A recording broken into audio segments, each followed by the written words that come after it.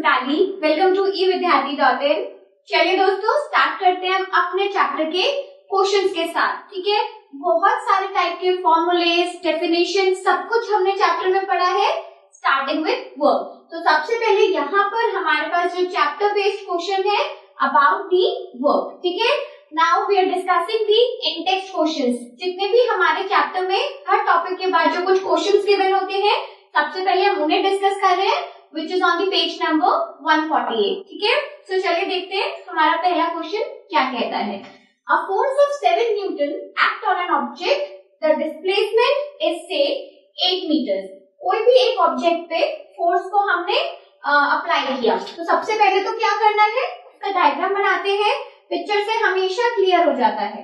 सबसे पहले अगर सपोज करते हैं मेरे पास कोई भी एक ऑब्जेक्ट है, अगर इस पे 7 न्यूटन का फोर्स इस डायरेक्शन में लगा है, तो बेसिकली डिस्प्लेसमेंट हुआ है, मतलब कि कुछ डिस्टेंस ट्रैवल हुआ है। कितना हमें गिवन है, हमें क्वेश्चन में 8 मीटर का गिवन है। तो यहाँ अब ये हमारा जो नया ऑब्जेक्ट है, जो सेम ऑब्जेक्ट है, वो एक नई पोजीशन पे पहुंच गया है, विच इज दिस। ठीक है, तो हमें फोर्स भी पता है, we know the displacement also. What we have to find, what is the work done in this case. तो what we have to find, we need to find the work done. ठीक है, तो work done का formula हमने क्या पढ़ा है, सबसे पहले मैंने आपको जो गिवन है यहाँ पर लिख दिया है।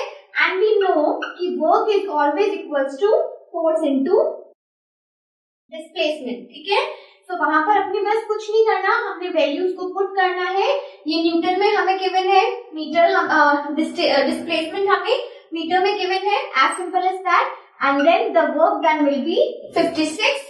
What it will be, joules, क्योंकि हमारा वर्क डन किसमें आया है, न्यूटन मीटर में, और न्यूटन मीटर किसके इक्वल होता है, जूल्स के इक्वल। ठीक है, तो ये इतना इजी था।